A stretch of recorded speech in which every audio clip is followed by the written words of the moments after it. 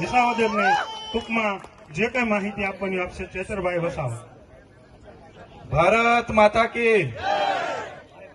આજે વિસાવદરની આ પાવન ધરતી પર પ્રદેશ કાર્યકર્તાઓના આ સ્નેહ મિલન સમારંભમાં આપણા ગુજરાતના પ્રભારી એવા ગોપાલરાયજી, સહપ્રભારી એવા દુર્ગેશભાઈ પાઠકજી અને સહપ્રભારી એવા ગુલાબસિંહ યાદવજી અને આપણા સૌના લાડીલા પ્રદેશ પ્રમુખ એવા ઈસુદાનજી સાથે જેમણે આ વિસાવદરમાં જેમનું નામ ચૂંટણી જાહેર થાય એના પહેલા જાહેર થયું છે એવા આપણા સૌના માર્ગદર્શક, આપણા સૌના લોક લાડીલા અને આપણા સૌના હુકમના એકા એવા ગોપાલભાઈ અને તમામ મંચસ્થ આગેવાનો સાથે ગુજરાતના દરેક જિલ્લા તાલુકામાંથી પધારેલા તમામ સાથી કાર્યકરો સૌનો હું હૃદયપૂર્વક આવકારું છું।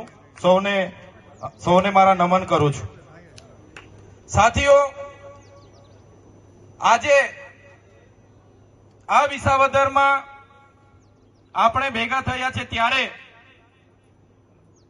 અમે હેમંતભાઈ હોય, આપણા 4 ધારાસભ્ય અમે વિધાનસભામાં હોય, ખેડૂતના પ્રશ્નો હોય, વિદ્યાર્થીઓના પ્રશ્નો હોય, મહિલાના પ્રશ્નો હોય, દલિતની વાત હોય, આદિવાસીઓની વાત હોય, માઇનોરિટીની વાત હોય કે કોઈ પણ પીડિત સમાજની વાત હોય, ત્યારે અમે વિધાનસભામાં જે તાકાતથી રજૂઆત કરીએ છીએ ત્યારે વિસાવદરની જનતાને વિનંતી કરવા માટે આવ્યા છે કે એકવાર ગોપાલભાઈને આપણી બધાની મહેનતથી વિધાનસભામાં પહોંચાડી દો।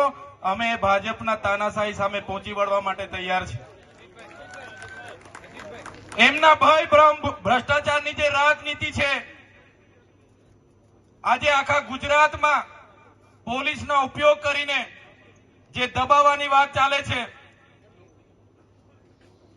જે એમને ખેડૂતોને રીસર્વેના નામે જમીનો પચા પાડવાની વાત ચાલે છે, મગફળી કૌભાંડની વાત હોય, ડાંગર કૌભાંડની વાત હોય, નકલી કચેરીની વાત હોય, નકલી અદાલતોની વાત હોય, નકલી આઈએસ આઈપીએસ ની વાત હોય, તમામ મોરચે આજે અમે માત્ર 4 ધારાસભ્ય છે પણ વિધાનસભામાં આખા સરકાર સામે અમે ઝૂક્યા વગર લડીએ છીએ। ત્યારે આપણા ગોપાલભાઈને એકવાર આપણે વિધાનસભામાં પહોંચાડી દઈશું, એ દિવસે આ ભાજપના સરકારને પણ આપણે છઠ્ઠીનું દૂધ યાદ દેવડાવી દઈશું। આ મંચ પરથી રાજુભાઈએ કીધું કે પોલીસ આપણા કાર્યકર પર દમન કરે છે, ખોટી એફઆઈઆરો કરે છે, દબાવવાની વાત કરે છે, પણ આ મંચ પરથી હું તમને કેમ છું, અમે પણ વિસાવદરમાં મહિનોથી રોકાવાના છે।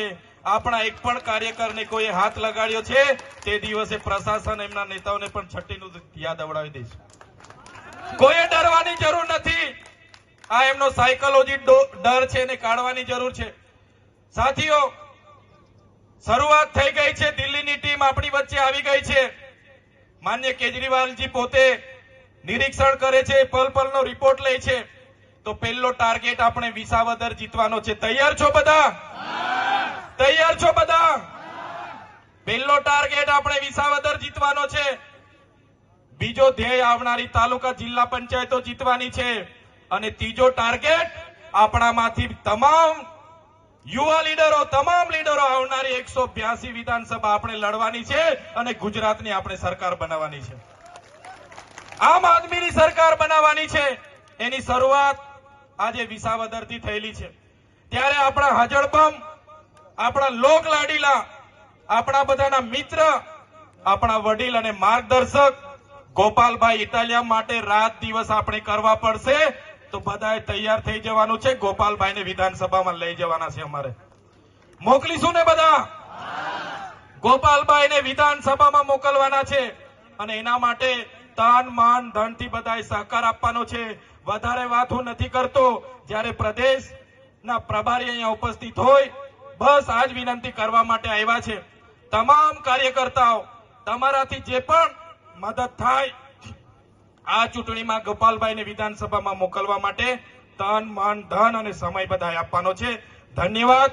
તમામ ગુજરાતના કાર્યકર્તાઓ, મંચસ્થ તમામ આગેવાનો, સૌ પોતાના કિંમતી સમય આપીને અહીંયા ઉપસ્થિત થયા છો। સૌને મારા હૃદયથી નમન કરું છું। સૌનો આભાર માનું છું। ધન્યવાદ। जिंदाबाद केजरीवाल जी जिंदाबाद। ધન્યવાદ. આપણી વચ્ચે રાજુભાઈ સોલંકી કાર્યકારી અધ્યક્ષ ઉપસ્થિત છે. તાળીઓના નાદથી વધાવશું. અજીતભાઈ લોખેલ સંગઠન મંત્રી ગુજરાત પ્રદેશ એ પણ ઉપસ્થિત છે. એમને પણ તાળીઓથી વધાવશું. બ્રિજરાજભાઈ સોલંકી યુવા પ્રમુખ એ પણ ઉપસ્થિત છે. તો આપણે એમને તાળીઓથી